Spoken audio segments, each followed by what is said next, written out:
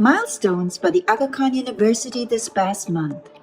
Graduates, faculty and staff participate in a virtual convocation viewed by more than 500,000 globally with an address by Maulana Hazar Imam.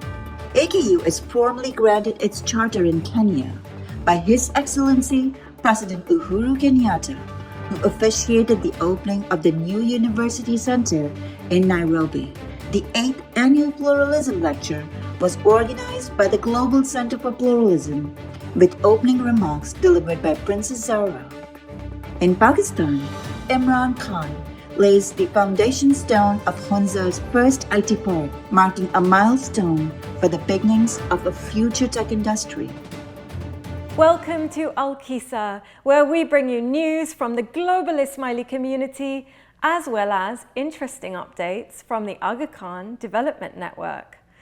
For the first time, on May the 22nd, the Aga Khan University Global Convocation took place on a live digital platform where Maulana Hazar Imam presided over the Aga Khan University's first global convocation to deliver the Chancellor's address. This historic multi-campus virtual ceremony spanned across continents to celebrate 667 graduates from Kenya, Pakistan, Tanzania, the United Kingdom and Uganda. The ceremony included speeches by President Feroz Rasool and chief guest Melinda French Gates, co-chair of the Bill and Melinda Gates Foundation, a long-standing AKDN partner and collaborator. Hazar Imam began his address by thanking and congratulating the graduates for choosing a path of service to humanity that is admirable and necessary, as he reinforced the importance of nurses, doctors, researchers and teachers to our collective health and well-being. Hazar Imam acknowledged the exceptional work done by AKU and its hospitals during this pandemic. The university has made a critical difference, advising national governments, training public sector medical staff, working with teachers and schools, raising awareness through media and journalism, and doing everything possible to treat patients and to save lives. In addition, Maulana Hazar Imam commended the over 15 years of service by President Feroz Rasool, who will be retiring in the coming months, and introduced Sulaiman Shabuddin as the incoming president of AKU. Sulaiman has previously served as the regional CEO of the Aga Khan Health Services in East Africa and CEO of the Aga Khan hospitals in Kenya and Tanzania. At the end of today's ceremonies, you will be graduates of the Aga Khan University, stepping into new roles and new responsibilities. I am confident that the class of 2020 will walk in the footsteps of your fellow alumni as leaders in the pursuit of excellence, wherever your path may lead you. As you start that journey, this is a day for all of us to renew our commitment to an ever more hopeful future, one that will be richer in the products of human ingenuity, more just in their distribution, and more abundant in respect and compassion for one another. I offer you my sincerest congratulations.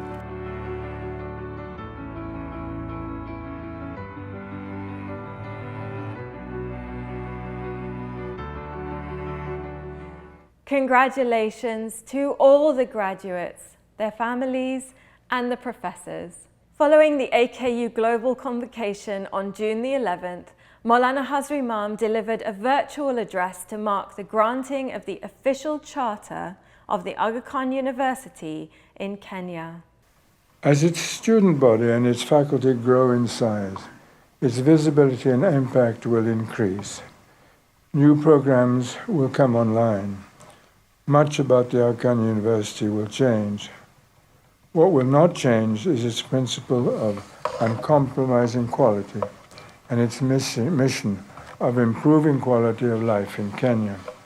The event marked a significant milestone for the Aga Khan University as it was granted the charter by Kenya's President, His Excellency Uhuru Kenyatta.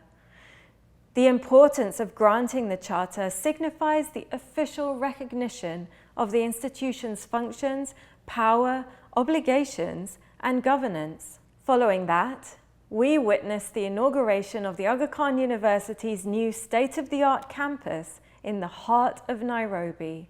The University Centre is AKU Kenya's new main campus and the seat of the institution in Kenya. It is located across the street from the AKU Hospital and Darkhana Jamaatkhana in Parklands. The building will be home to AKU's Graduate School of Media and Communications, Medical College, School of Nursing and Midwifery, Institute for Human Development, and the Brain and Mind Institute.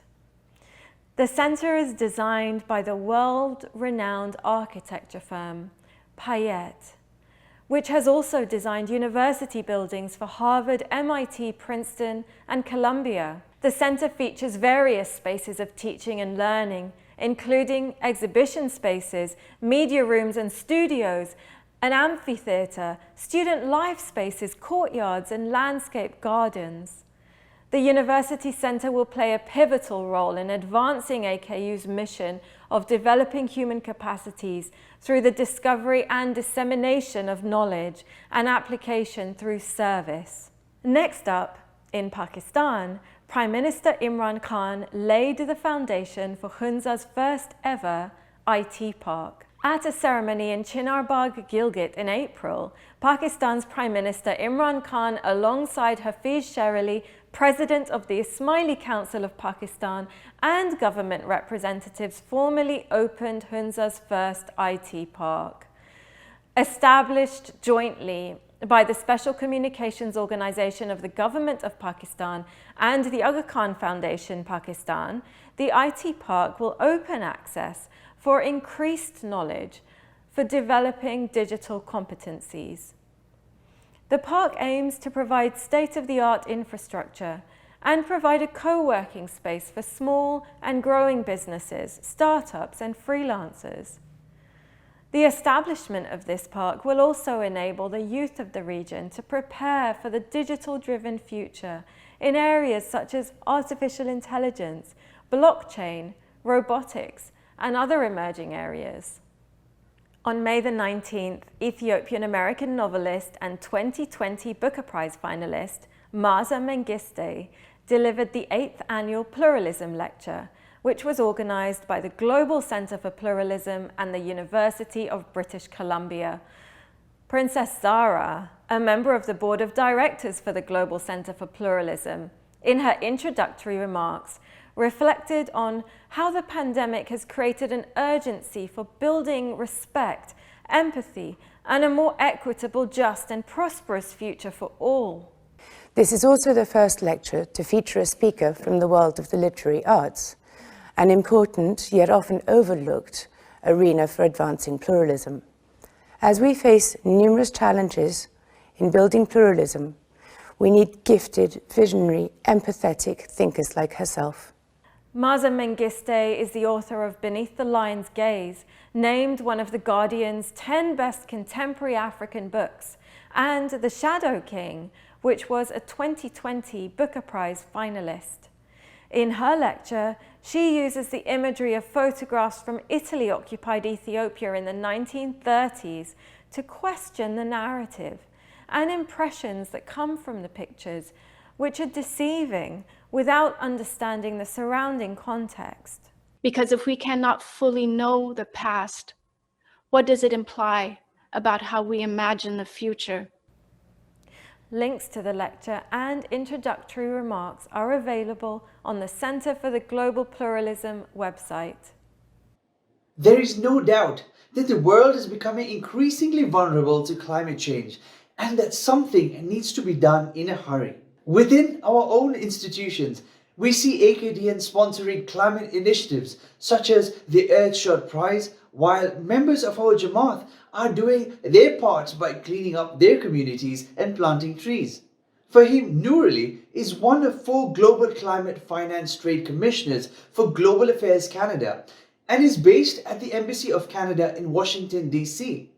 He provides some insight on climate change and highlights why climate change education is so important. Thank you, Fahim, for joining us. Thanks, Ali Khan. It's great to be here. Thank you for having me. Now, many people are aware that climate change is happening, but don't fully understand the climate emergency. Can you please share why climate change education is so important? Climate education is really important because it sits at the nexus of a number of global issues that we're dealing with, such as poverty, food security, access to healthcare. All of these issues are obviously very important to us and our community. And so understanding climate change and understanding what climate change can do to our communities will help us anticipate how we can help our communities going forward. So, for example, we'll find that droughts will be a much more significant part of East Africa as it was last year. And we're going to, if the temperatures go up at the trajectory that it's going up to right now, we're going to go from about 4 months of droughts to actually about 12 months of droughts. So that's going to cause a significant amount of obviously food security and climate migration. So we'll find that cities, which represent 27% of the global population, live in cities, will now see that number raised to 50% because people from the agricultural sector will be forced to move to cities for economic opportunities. Last year in Pakistan is another example. We saw $2.8 billion worth of damages due to floods. And again, if these temperatures still keep going up, that's not going to be uncommon.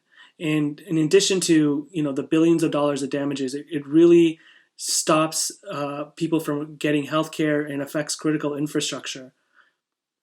So I think it's really important to understand what the globe is going through as a result of climate change. And it also helps those who can to talk to their politicians and elected officials to put forward policies that will help reduce greenhouse gases, which is really the largest contributor to climate change right now.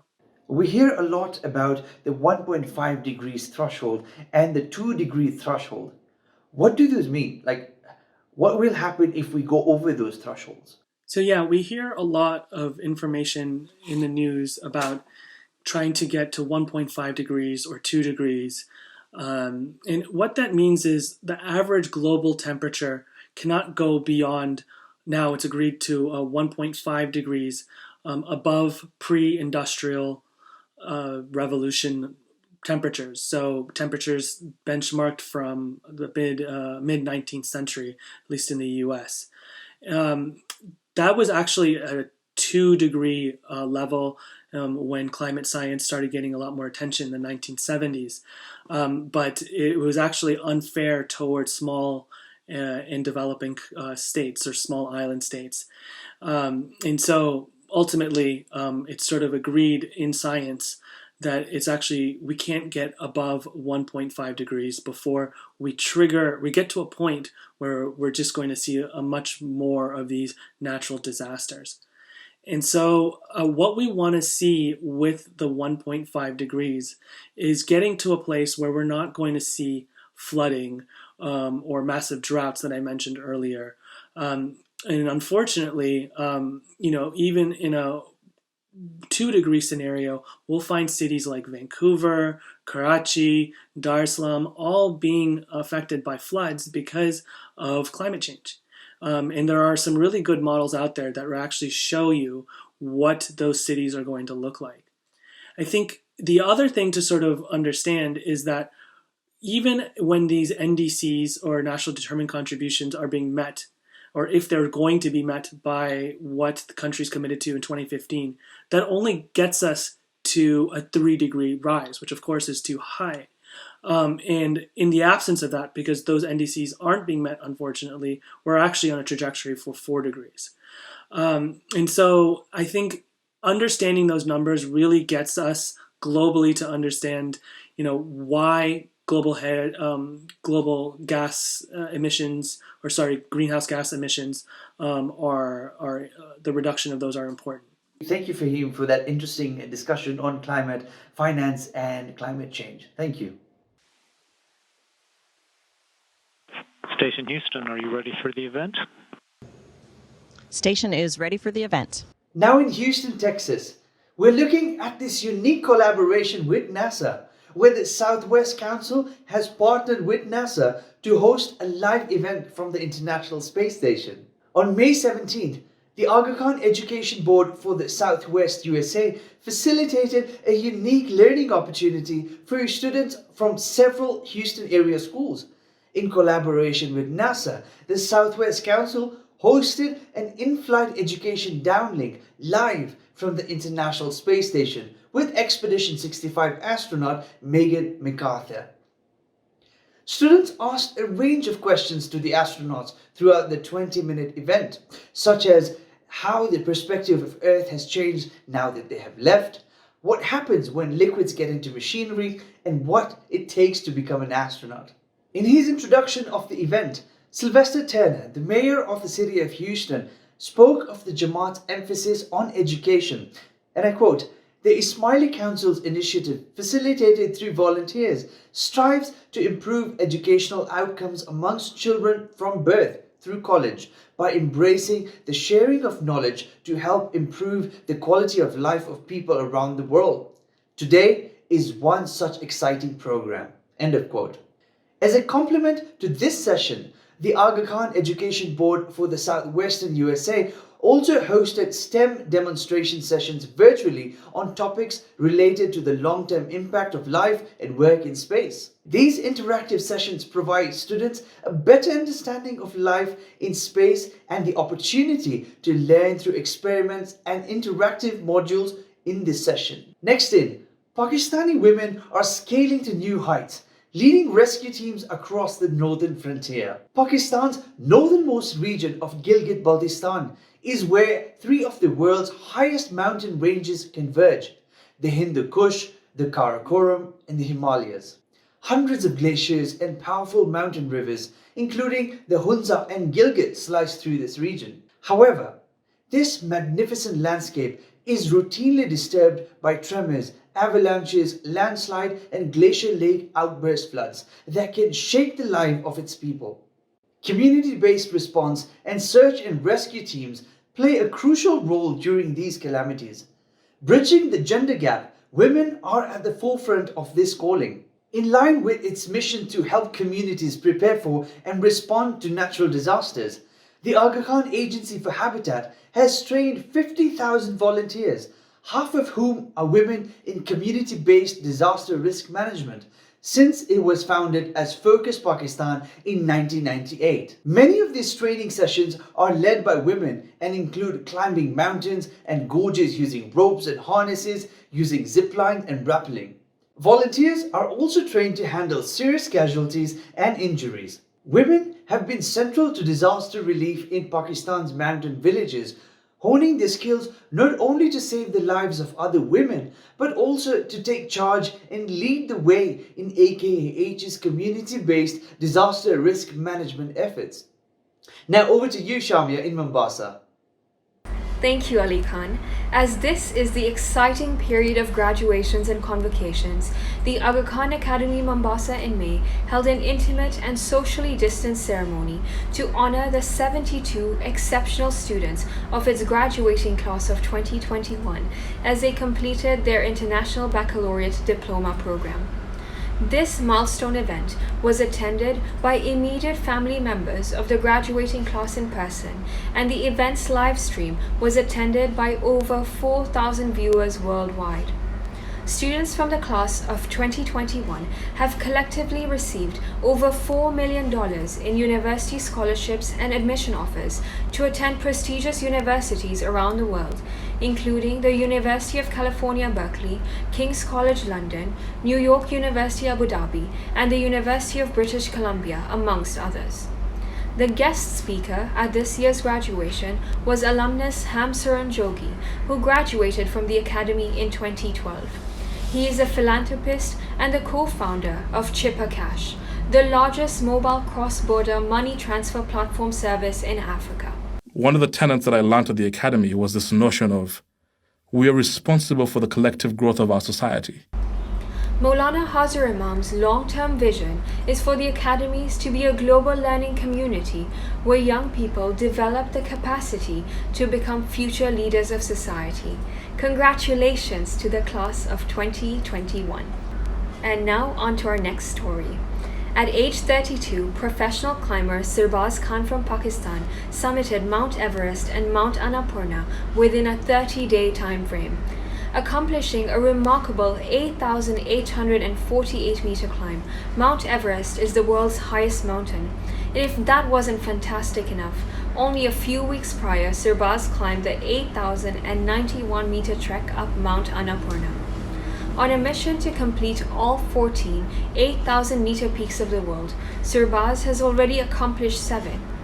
If his journey to Mount Everest doesn't already speak for itself, in 2019, he made history as the first Pakistani to summit Mount Lotse in Nepal, the world's 4th highest peak without the use of supplementary oxygen. Sirbaz has been an active Ismaili scout since the age of 6, volunteering with the Aga Khan Youth and Sports Board for Pakistan. We look forward to seeing which peak Khan accomplishes next, and are cheering him on as he sets forth on his quest to climb the remaining 7 peaks above 8,000 meters. Now in India, even though the country is recovering from the second wave, there are still 70,000 COVID cases every day. In light of Maulana Hazar Imam's guidance, the National Council for India has prioritized vaccination as a key strategy to protect the Jamaat and the communities among which it lives. Regional and local councils, in collaboration with local Jamaat Khana leadership, have organized vaccination drives across the country.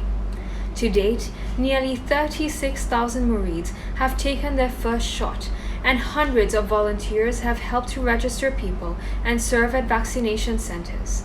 The Aga Khan Health Board has actively offered guidance on common queries related to vaccines and their side effects, especially for those having specific health conditions. Prince Ali Khan Hospital has played a vital role in supporting vaccination for the Jamaat in South Mumbai as an extension of the work the hospital does to serve all other communities. Vaccination is a critical component of the Council's strategy to prepare for an incoming 3rd wave expected later this year. Vaccination can play an important role in breaking the chain of infection and reducing severity among those who are infected. Across the world, Jamaats have been participating in various Ismaili civic projects. These programs aim to promote volunteering and civil society engagement globally and seek to improve the quality of life in the communities we live in. Here are just a couple of recent examples from the world. Following the Pakistan Jamaat's tree plantation drive in April 2021 and to mark World Environment Day on June 5th, the Jamaat in Pakistan launched its cleanliness drive known as Saaf Khushhal Pakistan, which means clean and prosperous Pakistan, where volunteers collected plastic, paper garbage, and other waste. In Edmonton, Canada, the Ismaili Jamaat held its first vaccine clinic in May, where 100 Jamaati members were vaccinated at the East Edmonton Public Health Centre. Volunteers assisted in screening and crowd control, and similar initiatives were organized in Ontario, Canada. Thank you for tuning into this episode of Al-Qisa.